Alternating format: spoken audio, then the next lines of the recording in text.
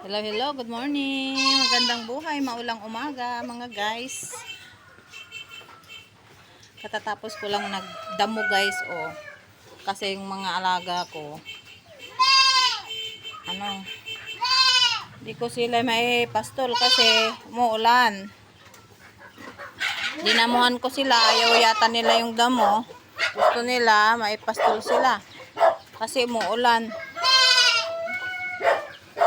Ayan, oh, ayaw nilang kainin. Kinakain na lang ng manok.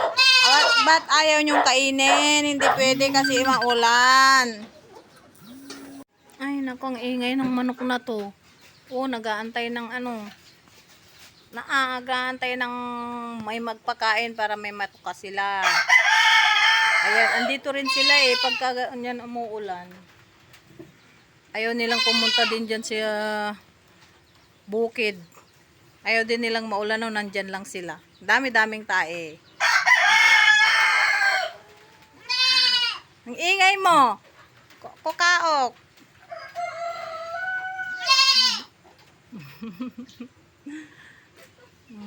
Yan, oh. Pag gutom sila yan, kakainin din nila yung damo. Ayaw nilang kainin.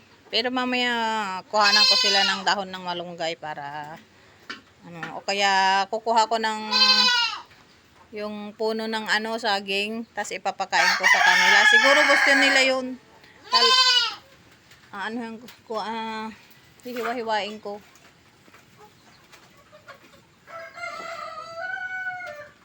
Tignan mo yung mga mga guys, yung baka at saka kalabaw. Para din silang magkapatid. Kahapon, kinuhanan ko rin sila ng Madre de Agua. Ayaw din nila. Ayun yung Madre de Agua ko. Sa may Puso Negro ko.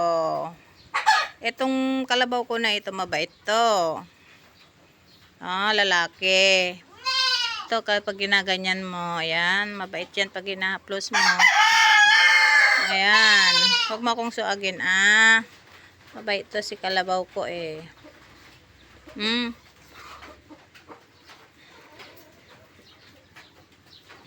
Mabait to. Social yung bahay mo, hindi ka nauulanan. Mabait. Mabait. Ganito ka dito. Ito rin, ito, baka masipa ako nitong baka na to. Pero mabait ito si baka. Di ba mabait ka rin, di ba? Mabait rin ito. Baka nung kapatid ko to.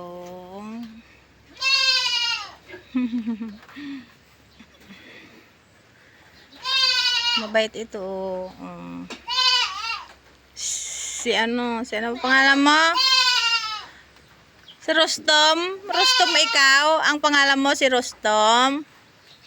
Ito naman si Oyos-Oyos, si Kalabaw. At dyan naman ang aking kulungan. Nandyan yung mga baboy ko.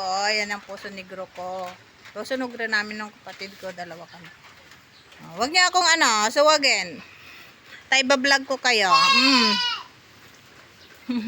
Mabait. Ayan guys, yung po Madre de Agua ko. Ayan, hindi pa kumakain yung aking mga baboy. Nag-aantay na. Ayan, si Bless. Laki-laki na ni Bless. Kiss mama si Ren. Kiss mama si Ren. Kiss ako ni baka.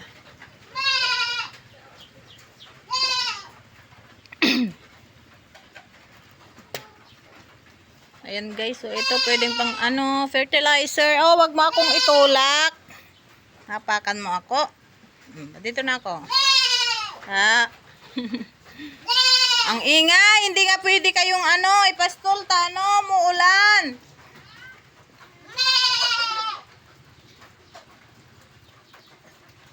Maingay.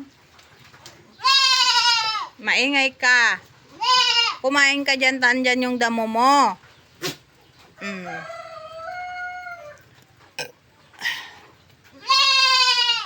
Ganito lang guys ang buhay sa probinsya, simple lang. Ayan, pag tag-ulan andito lang tayo. Maulan kasi guys, gawa ng bagyong Karina. Habagat po ito sa amin, walang signal. Pero habagat siya.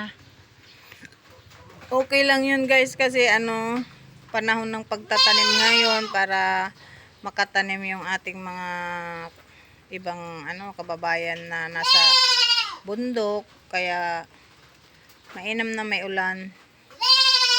May makatanim sila sa upland, sa bundok. Yan lang naman po guys ang inaantay nila, yung ulan. Yung sa amin, meron po kami ditong irigasyon, kaya 3 crop dito. Main crop, second crop, palay, tapos third crop.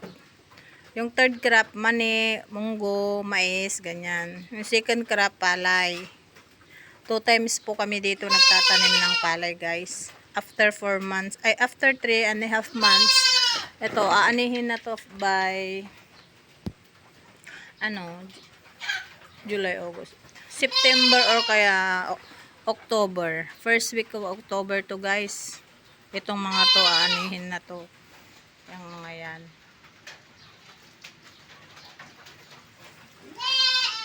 Yan lang guys. Ang aking video sa umagang ito. Salamat sa panonood. God bless. Happy farming everyone.